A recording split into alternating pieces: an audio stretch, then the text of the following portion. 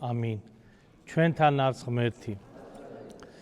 ქრისტეს მიერ საყვარელნო, მამანო, დედანო, ძმანო და დანო. დღეს არის მეხუთე კვირაკე წმინდისა და დიდისა 40-ისა.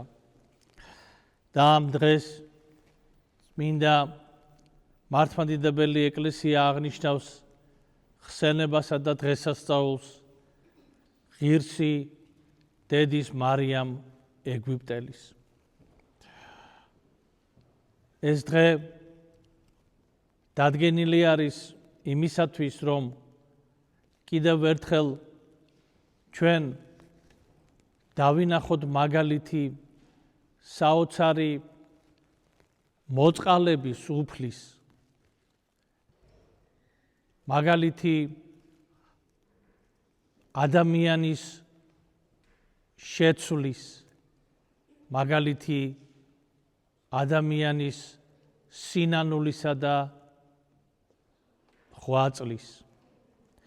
და არ ვიყვეთ მოჩქარე საჯულები, არ ვიყვეთ უპირობო გამკითხველები ჩვენი მოყვასისა, რამე თუ ჩვენ არ ვიცით თუ როგორ შეიცვლება მისი ცხოვრება ღვთის მადლით. აი დღეს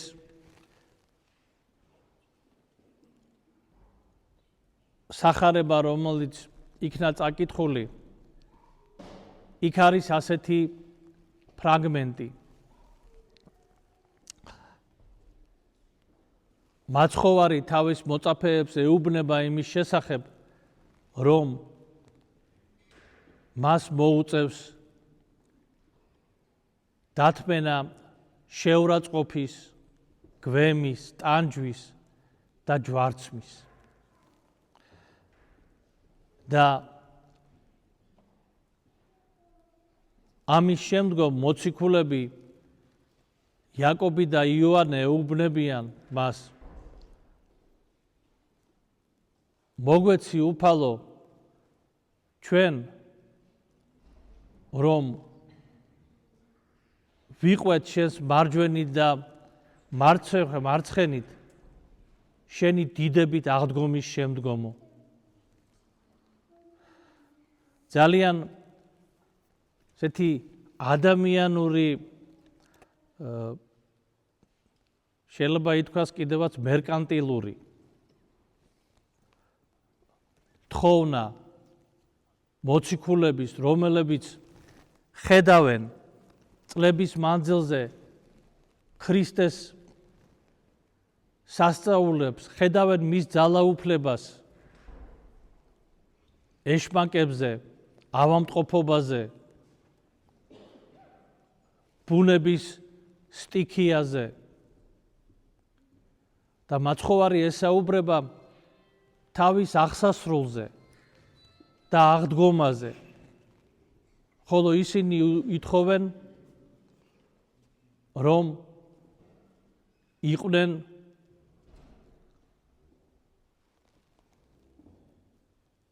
მის გვერდით,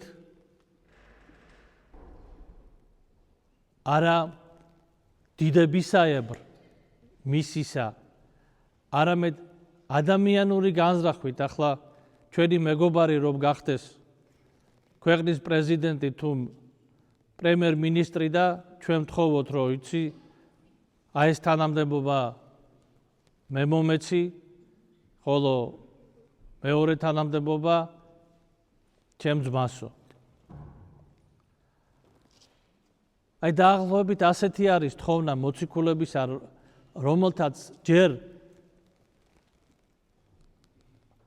ვერ ქონდათ გააზრებული სრულყოფილად თუ ვინ იყო მათი მოძღვარი. და ამიტომაც ეუბნება მაცხოვარი პეტრე მოციქულს, რომ როდესაც პეტრემ თქვა, რომ შენ ხარ ქრისტე ძე ღვთისა მაღლისაო, მაცხოვარი ეუბნება, რომ პეტრე, შენ კი არ თქვიო, არამედ ზეციდან მოგეცაო შენ ამის თქმა. რამე თუ მადლი, ანუ სული წმინდა ღმერთი არ იყო გარდამოსული მოციქულებზე და ეს მათი გული და გონება მიუხედავად იმისა, რომ თვითონაც სასწაულებს აღასრულებდნენ ქრისტეს სახელით, ჯერ არ იყო გახსნილი იმისათვის, რომ მომხდარიყო აღიარება ღმერთკაცისა, მესიისა და მხსნელისა. და გავაგრძელებ რა დღევანდელი სახარების ნაწყვეტს. მაცხოვარი ეუბნება საოცარ სიტყვებს, მოწაფეებს, რომ შეგიძლია თქვენ იგივე სასმისი შესვათ და იგივე ნათლისღება მიიღოთ, რომელიც ჩემთვის არის გამზადებულიო და აქ არის საუბარი ზუსტად ქრისტეს ტანჯვაზე, ქრისტეს ჯვარცმაზე და მთელი კაცობრიობის ცოდვების, აი ამ დაგრობილი ცოდვების, ებრაელთა ერის და კაცობრიობის ჯვარზე ატანაზე. ამაზე არის საუბარი და ამას ეუბნება მაცხოვარი, რომ თქვენ ეს ძალგიც განა და მოწაფეები მხოლოდ ხედავენ მის დიდებას, მხოლოდ ხედავენ იმ სიძლიერეს, რომელიც ქრისტეს გააჩნია. აი ზოგჯერ ჩვენც ასე გვემართება ძვირფასო ძმანო და დანო, ჩვენ ეკლესიაში, როდესაც მოვდივართ, თითქოს ველოდებით იმას, რომ ჩვენი ცხოვრება იქნება აწყობილი, ასე დავარქვევ. არ შეგვეხება განსაცდელი, არ შეგვეხება ავადმყოფობა.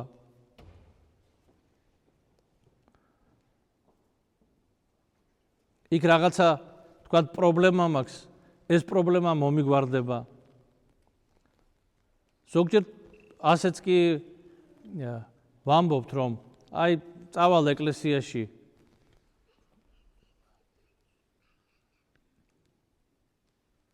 იქნებ რამე მეშველოს, რაღაც ამა თუ იმ პრობლემასთან მიმართებაში. და გვავიწყდება, რომ ეკლესიაში ჩვენ მოვდივართ არა იმისათვის, რომ ცხოვრებისეული პრობლემები მოგვარდეს, არა იმისათვის თუნდაც, რომ ჩემი ჯანმრთელობა გამოსწორდეს, არამედ მოვდივარ ღმერთთან შესახვედრად და ღმერთთან ურთიერთობისათვის.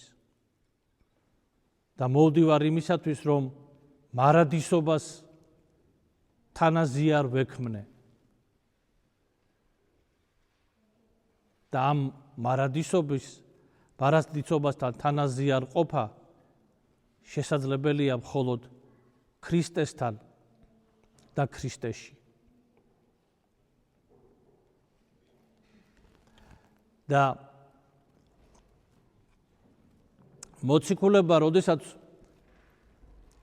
უპასუხეს მაცხოვარს, რომ კი ჩვენ ძალგვით ამ სასუმელის შესმაო, თავის დაუნებურად თანხმობა განაცხადეს იმაზე, რომ იყვნენ ქრისტეს მიმდევრები და დაითვინონ ყველა განსაცდელი მწუხარება და ტანჯვა ქრისტეს გულისათვის და ასეც მოხდა ერთადერთი მოციქული, ვინც თავისი სიკვდილით მიიცვალა, იყო იოანე ღვთისმეტყველი და მანაც ბევრი ვნება განისცადა. დანარჩენი ყველა მოწამე გახდა.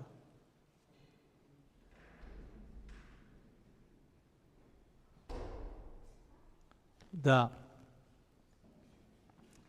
აქ კიდევ ხედავთ მაცხოვრის სიტყვებსაც, ნათქვამს. თითქოს რა უნდა ადამიანურად რომ ჩავთვალოთ, აი რა მოციქულებმა განაცხადეს თანხმობა, რომ იქნებიან ქრისტეს ერთგულებიო, მაგრამ მაცხოვარი ეუბნება საოცარ სიტყვებს. სასუმელიც დალიოთო, ჩემიო შესვათო და ნათლისღებაც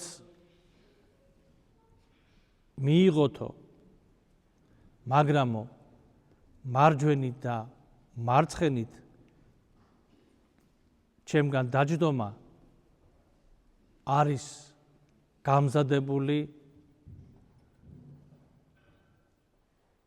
ამის მზად ყოფნებისათვისო.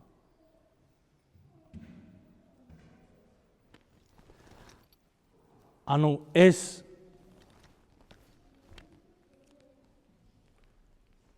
რასაც ითხოვენ მოციქულები, ანუ ქრისტეს გვერდში ყოფნას, მაცხოვარი სულ სხვა შინაარს აძლევს. ის აძლევს შინაარს მოციქულთაგან განსხვავებულს, არა მიწიერს, არამედ მარადიულს, ზეციურს და ამბობს, რომ ეს არის მათთვის, ვინც ამას ეძიებს და მზადყოფნაში იქნება.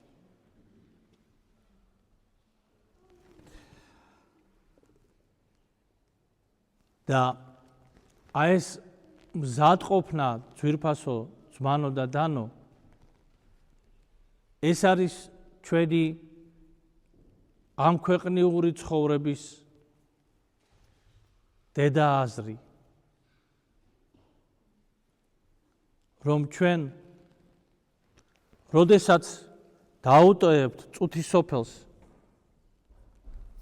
ისეთი სულიერი მდგომარეობა გქონდეს და იმგვარად იყოს განვლილი ჩვენი ცხოვრება, რომ ქრისტეს მარჯვენით თუ მარცხენით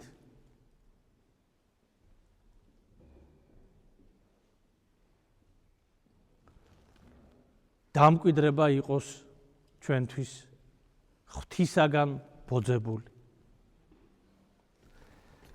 და აი მარიამ ეგვიპტელის ცხოვრებაც ამისი მაგალითია. თავიდან ადამიანი აღვირ ახსნილი და გარყვნილი. ჩვენ რომ აი წარმოვიდგინოთ ასეთი ქალი რო შეგხვდეს, ქალიც არა, ახალგაზრდა უკვე სრულებით ახალგაზრდა ასაკში იყო, 12 წლის დაუტევა თავისი სახლი. წავიდა სახლიდან და მერე 17 წლის განმავლობაში გარყვნილებასა და აღვირახსნილობას იყო მიცემული. აი ჩვენ რო შეგხვდეს ასეთი ადამიანი, ჩვენ მას აუცილებლად განვიკითხავთ. ჩვენ მას ალბათ ესე იგი უკეთეს შემთხვევაში თუ მისი განკითხვა არ მოგვინდება, მეორე მხარეს გავიხედავთ, იმიტომ რომ და ვიტყვით რომ არ მინდა ახლა მე ამის ნახვა, იმიტომ რომ რაღაცას მაფიქრებინებს.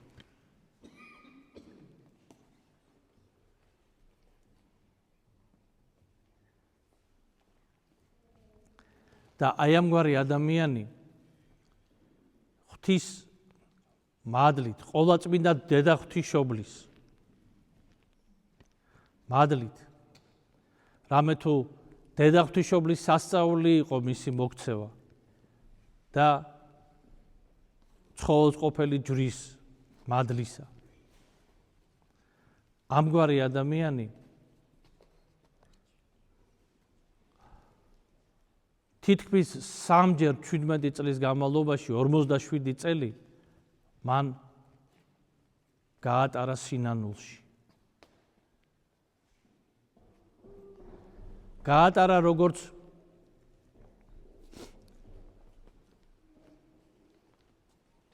შეიძლება ითქვას პირუტყმაო.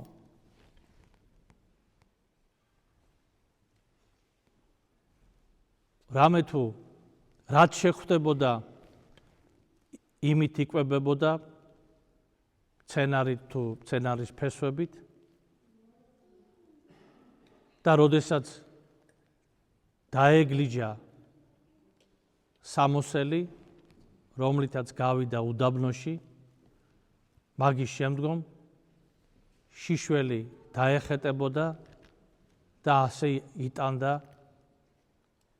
სიცხეს თუ სიცივეს.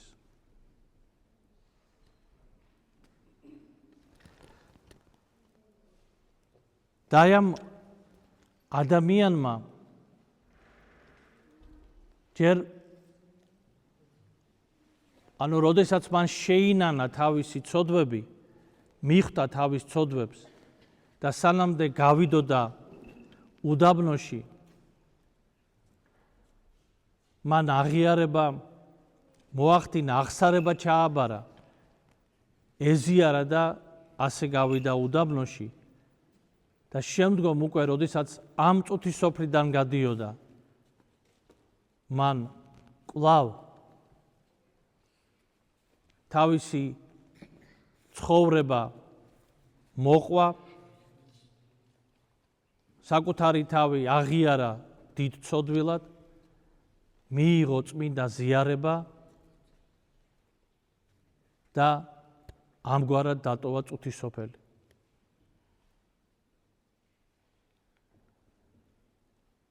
მაგრამ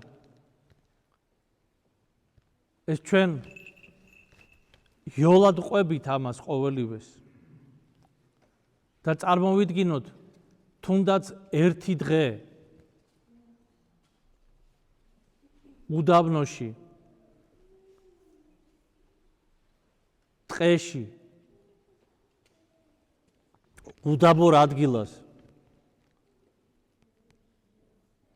მცენარის ფესვებით ნაკვები საკუთარი თავი, სიცხის თუ სიცივით, ზეგავლენით,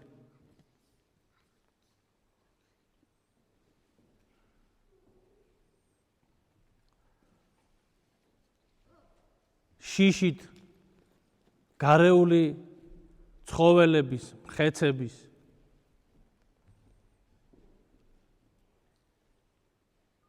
რამ უნდა დამაკავოს? ერთი დღე, 5 დღე, მერე ვიტყვი, რომ გიჟი ხო არა ვარ.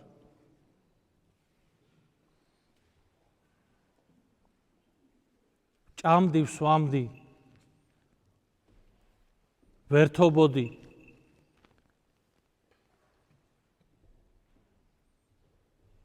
ვიკმაყოფილებდი სურვილსა და ვნებებს.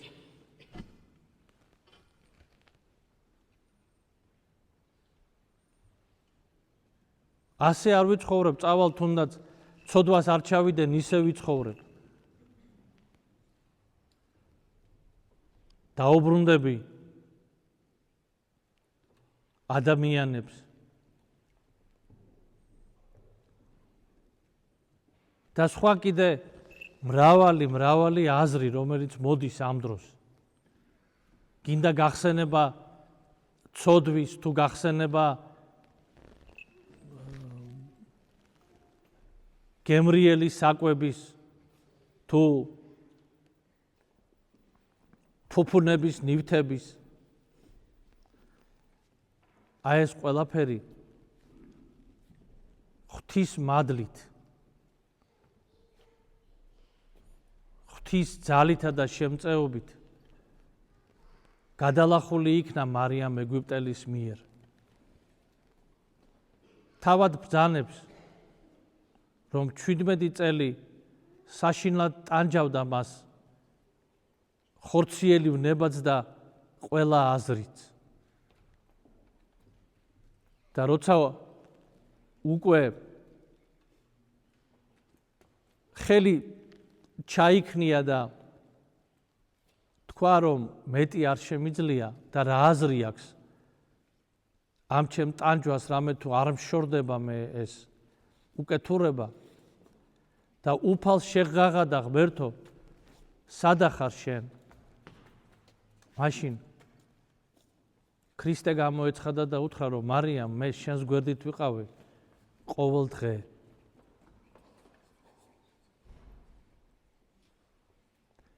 და ამ 17 წლის ერთგულების შედეგად შენ მოგეხსნება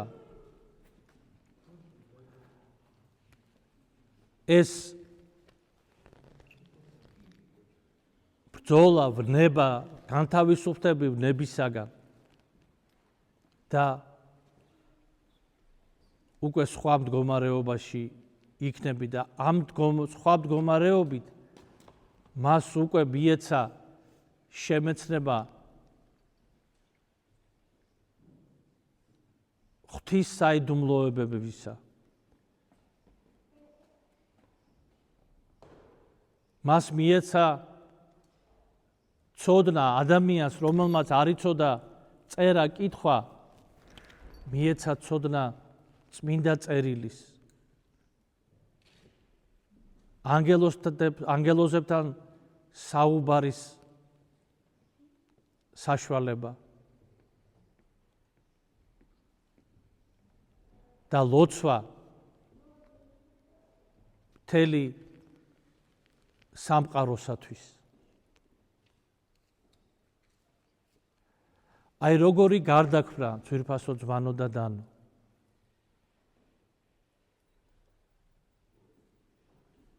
ადამიანისა. ამიტომაც ნუ ვიჩქარებთ ადამიანის განკითხვას.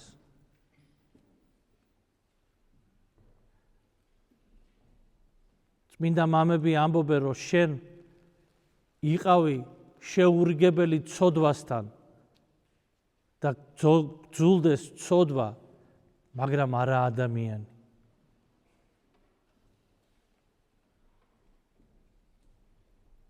შენ ცოდვას დაარქვი თავისი სახელი, მაგრამ არა ადამიანს.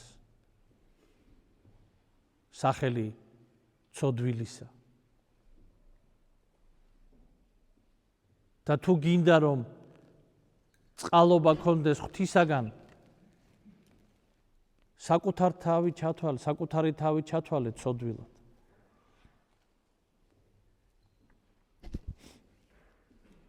რამე თუ ბრძანებს მაცხოვარი, ვინც დაიმდაბლოს თავი თვისი, იგი ამაღლდეს. ხოლო ვინც აიმაღლოს თავი თვისი, იგი დამდაბლდეს.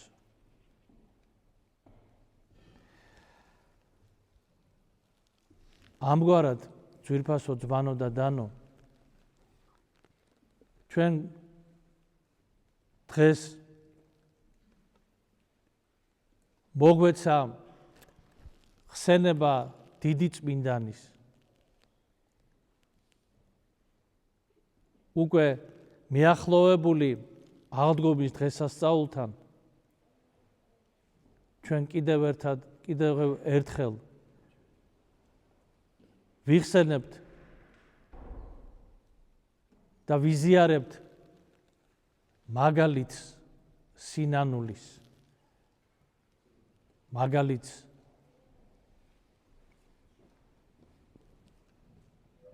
ადამიანის შეცვლის, რომელიც ხდება ღვთის მადლით. და კიდევ ერთხელ ჩვენ გვეძლევა იმედი, რომ არ არის მდგომარეობა,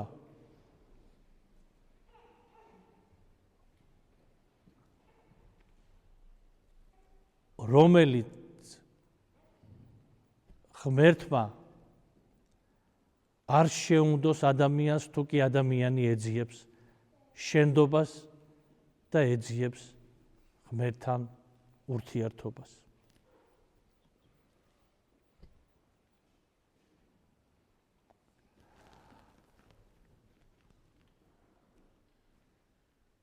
და კიდევ ერთი რამ, რაც მინდა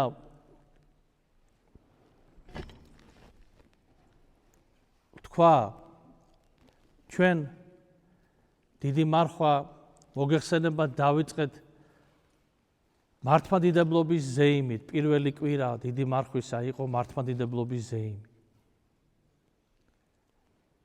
და ეკლესიამ ჩვენ შეგვახსენა თუ რაოდენ მნიშვნელოვანია სწორი სარწმუნოება და სიწმინდეების თაყვანისცემა, ხატების, წმინდა გამოსახულებების, წმინდა ნაწილების. მარიამ ეგვიპტელი, როდესაც მიიცვალა, მოვიდა ლომი მის ფეხებთან დაწვა და ლოშნიდა მის ფეხებს. რა განა ლომისთვის არ იცოდა, რომ ის არ არის ცოცხალი. რა თქმა უნდა, იცოდა, იმიტომ რომ მოგეხსენებათ, რომ ხეცის შეგრძნების უნარი ყროსვა გაცილებით აღმატებულია ადამიანისაზე.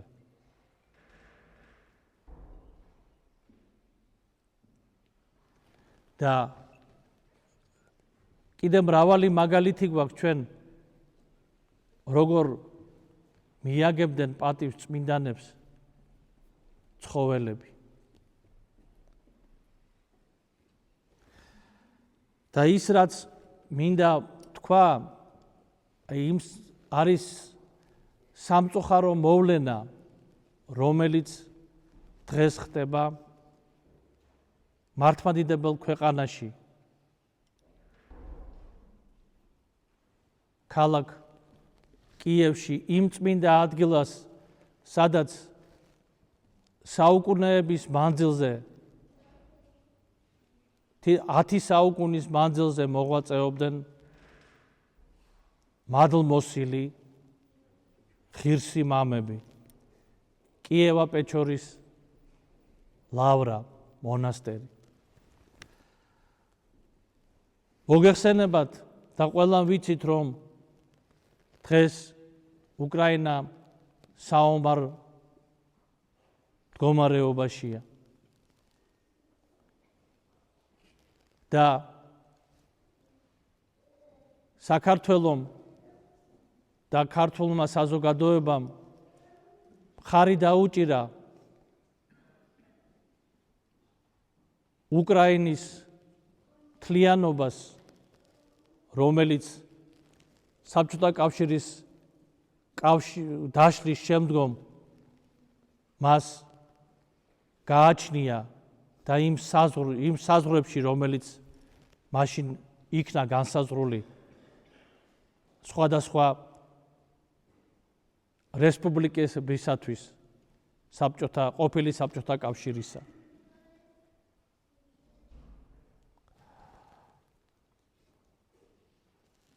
მაგრამ დღეს რაც ხდება კიევა-პეჩორის ლავრაში, ეს არის ძალიან მძიმე ფაქტი და სამწუხაროდ ამაში მონაწილეობენ ზოგიერთი სახელმწიფო სტრუქტურა. არის ის, რომ და რა არის, რაზედაც საუბრობ, ეს არის ის, რომ რატომღაც ვიღაცას თუ რაღაც ორგანოს, სახელმწიფო ორგანოს მოუვიდა აზრად, რომ გააკეთონ კიევა-პეჩორის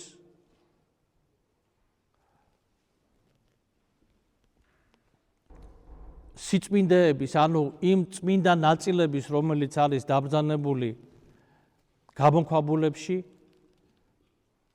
სამეცნიერო გამოკვლევა. გაუკეთონ დნმ-ის ანალიზი.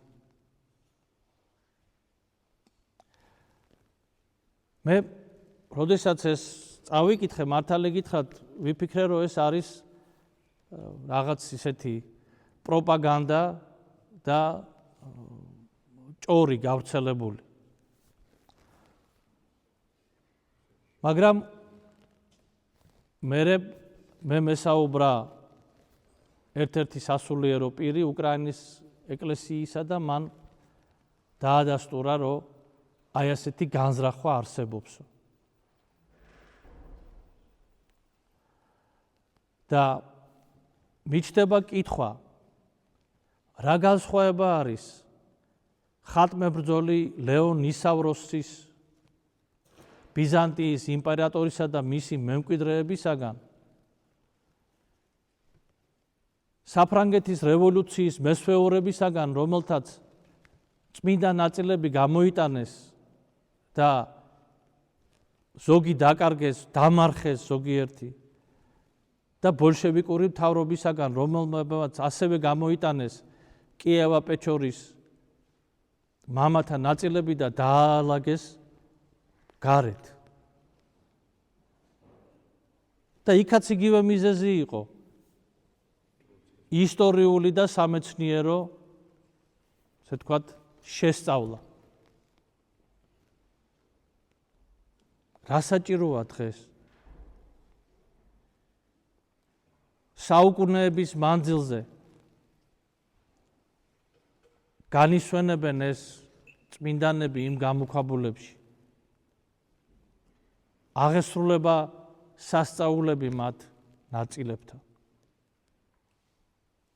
ჩვენ კარგად ვიცით საქართველოში ვამბობთ, აი მიცვალებული არ უნდა შეაწუხო, აი ასე ვამბობთ რაღაცა და თუ არ არის რაღაცა ისეთი აუცილებლობა გარდაუვალი მიცვალებულის ნესტს არ ვეხებით, საფლავს არ ვეხებით.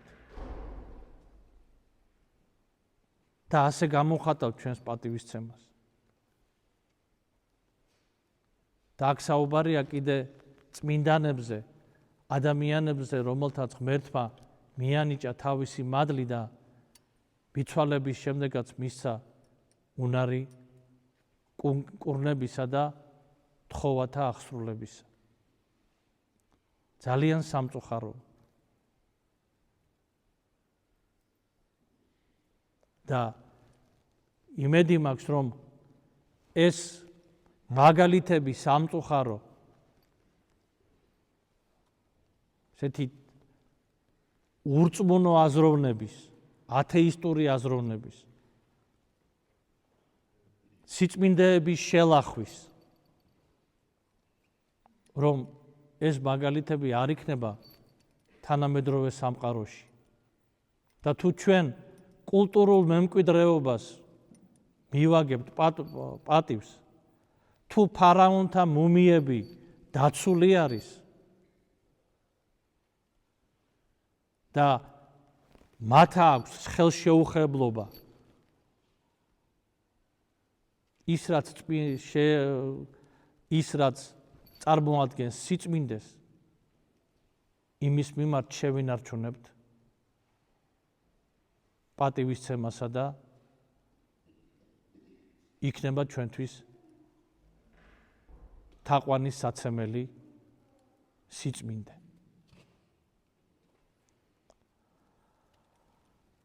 მერთმა დაგლოცო ძვირფასო ძმანო და დანო და მერთმა